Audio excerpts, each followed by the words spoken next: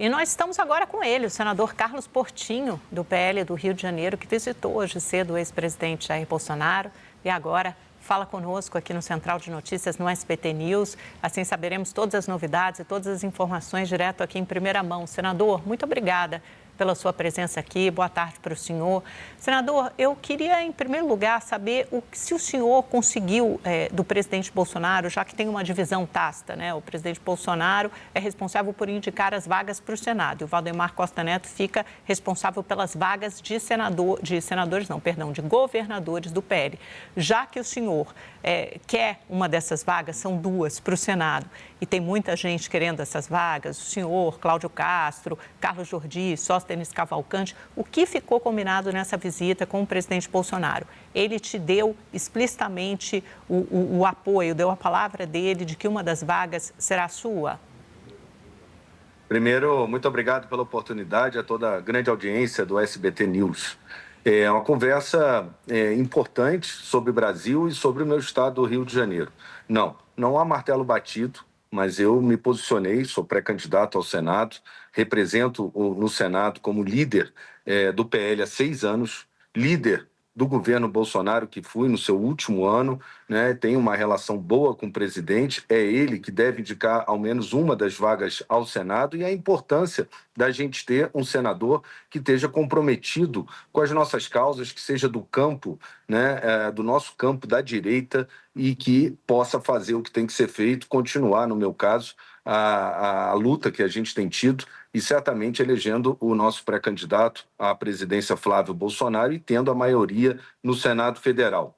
É lógico que o governador Cláudio Castro é o governador do estado do Rio de Janeiro, meu companheiro de PL, tem por isso toda a legitimidade e o desejo de querer ser um dos outros candidatos do nosso partido ou do nosso grupo político, digamos assim, do campo político ao Senado Federal, mas eu me posicionei pelo fato de ter sido eleito o melhor parlamentar do Rio de Janeiro nos últimos 6 anos, pelo ranking dos políticos, melhor senador do Brasil no ano de 2024, e estou na linha de frente dessa batalha no Senado, com compromisso com o presidente Bolsonaro. Não bateu o martelo, falou que deve conversar com o Flávio Bolsonaro assim que voltar sobre o Rio de Janeiro, sobre todo o cenário do Rio de Janeiro, né? E pela minha relação com ele, acho que ele vê com bons olhos a minha candidatura, mas eu quero aguardar e certamente até abril haverá muita articulação e muita construção. Eu sou da construção, mas entendo como presidente Bolsonaro que a gente no Rio de Janeiro deve ter um candidato que representa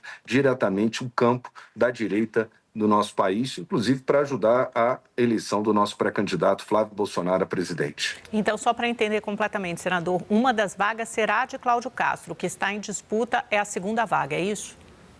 Uma vaga, o que eu posso dizer, e isso já foi dito antes, uma vaga ao Senado Federal é a indicação do presidente Bolsonaro. O governador Cláudio Castro tem toda legitimidade em querer ser candidato.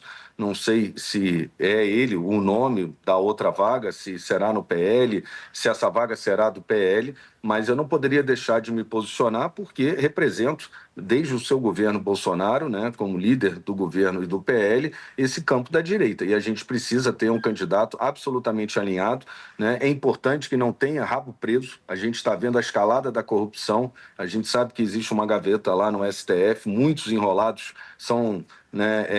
se sentem ali pressionados, e a gente precisa ter e teremos essa maioria no Senado, e para isso alinhado com o campo de direita. Uma das candidaturas será alinhada e eu me coloco, tenho me colocado e tenho corrido todos os municípios, né, e diversos setores, consolidando a minha pré-candidatura. Mas é o presidente Bolsonaro e o nosso pré-candidato Flávio que vai bater o martelo e escolher ao final, acredito que até o dia 4 de abril, que é o prazo para, inclusive, descompatibilização e para que os políticos estejam, né, no partido que vão disputar essas eleições. Eu estou no PL desde que éramos apenas 3 senadores, somos 15, né? Eu sou uma pessoa de partido e sou do campo da direita, né, e fui líder do governo Bolsonaro.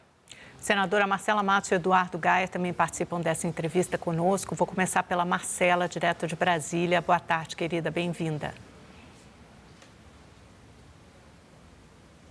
Boa tarde, senador. Obrigada pela entrevista. A gente vem discutindo aqui bastante o caso Master e uma das frentes ali de operação envolveu justamente a Rio Previdência, que é do governo Cláudio Castro, né? E a suspeita ali envolve um investimento de R$1 bilhão dos servidores das aposentadorias, justamente em fundos do Banco Master. O senhor entende que este caso específico da Rio Previdência, cujo presidente inclusive chegou a ser preso, respinga de alguma maneira numa candidatura de Cláudio Castro?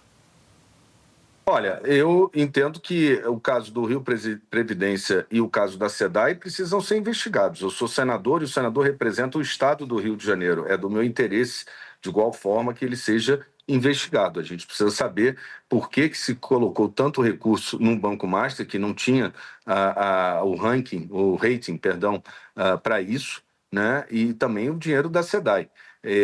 O governador Cláudio Castro, ele é um político que está aí já há 2 mandatos, né? Ele, como governador, tem todo o direito, legitimidade, né? Porque é normal que o governador, o próximo passo seja a candidatura ao Senado, mas eu vou ser muito sincero, eu me preocupo desde o início com a minha candidatura. Inclusive, optei desde sempre a não participar, não tenho cargo em governo, tenho uma ótima relação institucional com o governo do Estado, com o governador Cláudio Castro. Essa é uma decisão, primeiro, dele, porque ele terá que renunciar, se for o caso, para concorrer, e segundo, do partido, né? Eu me preocupo com a minha candidatura e quero ajudar aqueles que estejam conosco para eleger o pré-candidato Flávio Bolsonaro à presidência da República. Gayer também está conosco. Eduardo Gayer faz a próxima pergunta. Oi, senador. Queria ouvir um pouco mais do senhor a respeito dessa fala sobre necessidade de eleger pessoas que não têm o rabo preso, que não têm um processo no Supremo Tribunal Federal, até porque outros concorrentes, vamos dizer assim, do senhor para essa vaga ao Senado, que são o deputado Sóstenes Cavalcante e o deputado Carlos Jordi, eles são ali alvos de processo no Supremo, inclusive por conta de distribuição de emendas e tudo mais. Houve até no final do ano passado, ou no começo desse ano, agora não estou muito certo, uma operação, endereços ligados aos dois. Então, queria entender se o senhor está falando deles, mas já emendar com uma outra pergunta, porque se o governador Cláudio Castro renunciar para concorrer ao Senado, terá de haver uma eleição suplementar no Rio de Janeiro e, possivelmente, então, ter alguém na chefia do Estado que não foi eleito pela população, e sim uma eleição por voto indireto. O senhor entende que é responsável o governador renunciar nessa condição de que ele não tem vice e não tem presidente da Assembleia? Ou o senhor acha que seria mais prudente o governador, o governo do PL, ficar até o final do mandato? Eu vou responder com uma opinião pessoal minha e de forma genérica, não fulanizando.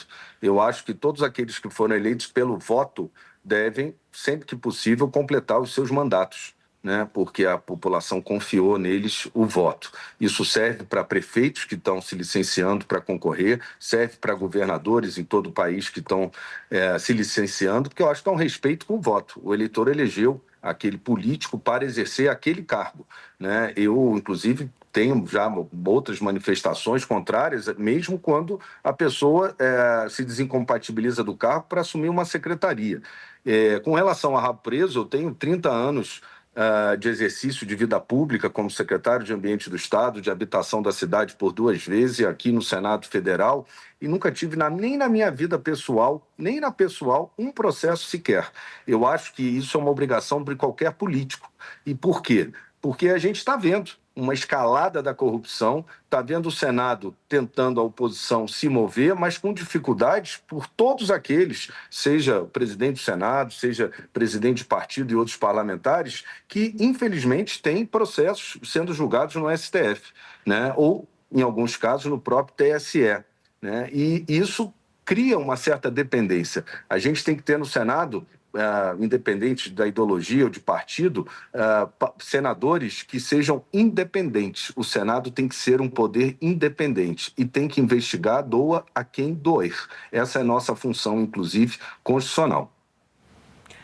Senador, pelo que o senhor, a gente abriu essa edição do Central de Notícias falando de mais uma liquidação de instituição financeira ligada ao Banco Master. Desde o ano passado foram 4. Teve o próprio Master, a REAG, que de alguma forma ali é ligado também ao conglomerado de Daniel Forcaro, né? Tem nuances, tem associações, tem o Will Bank e agora o Banco Pleno. Quais serão os próximos capítulos no que tange a investigação? O senhor, como líder do PL, o senhor acha, pelo seu termômetro apurado do Senado Federal, tem clima para instalar, seja uma CPI ou uma CPMI? A gente sabe que os presidentes das duas casas, Alcolumbre e Mota, vêm resistindo, vêm segurando, de alguma forma, a instalação dessas comissões parlamentares de inquérito, ou talvez investigar por outras vias, CAI, ou comissão da CPMI, a CPI do crime organizado. Como é que se dará essa investigação e também no que diz respeito a ambiente para impeachment de ministros do Supremo, depois dessa história toda, o afastamento do Toffoli, a gravação de uma reunião secreta no Supremo? Como é que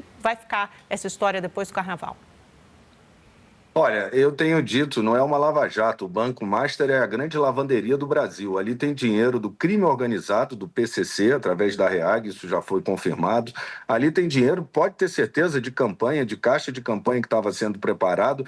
Tem dinheiro de tudo que é lugar, né? E tem relações, infelizmente, com o ministro do STF, isso já está revelado. Eu tenho dito, o STF ele deveria ser o auge da carreira da magistratura. Se nós olharmos para o STF hoje, só há um único magistrado, ou seja, o STF hoje é uma banca de advogados que advogam, né, que fazem o que estão acostumados a fazer, e está errado. E isso que está errado tem que ser apontado. Há uma grande dificuldade, não há dúvida disso, no Senado Federal. E justamente por quê? Porque muitos têm rabo preso, né? E aí vão dizer que é ano de eleição, que não pode abrir agora uma CPMI ou um impeachment do ministro, que isso vai ter reflexo nas eleições, vai ser usado politicamente. O brasileiro assiste surpreso a tanta corrupção, essa escalada que acontece. Eu estou lá brigando, dei as assinaturas para pedido de impeachment, né, porque acho que um ministro do STF ser sócio de um cassino, né, com o salário que ganha, que é incompatível, e principalmente um cassino que é financiado pelo crime organizado, e a gente sabe que o crime organizado adora cassino para lavar dinheiro, né? Se fosse no Rio de Janeiro, um bicheiro ali da esquina com a máquina de caça-níquel já tinha estourado. Eu oficiei o MPF e oficiei a Polícia Civil do Paraná e tive resposta apenas que foi aberto o processo, né? Mas ninguém foi lá estourar um cassino, né? Ministros com contratos, eu fui advogado, trabalhei nas maiores bancas de advocacia do Brasil e nunca vi um advogado com contrato de 129 milhões de reais. Alguns até têm em êxito, né, um valor significativo pelo sucesso da ação.